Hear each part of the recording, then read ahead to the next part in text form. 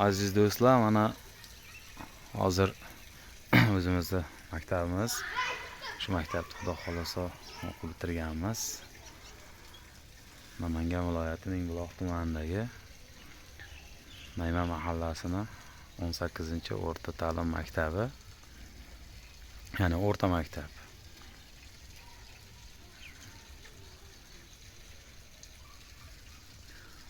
Bundan 22 yil oldin shu maktabda tamomlaganmiz.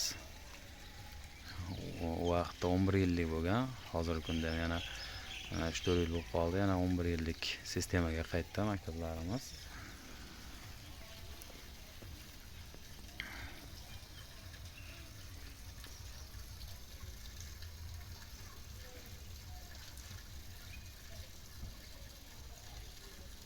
Shu mahallamizning boshi bu.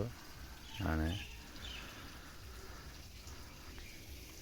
bu yerda yonimizda mahallamizning do'koni bor.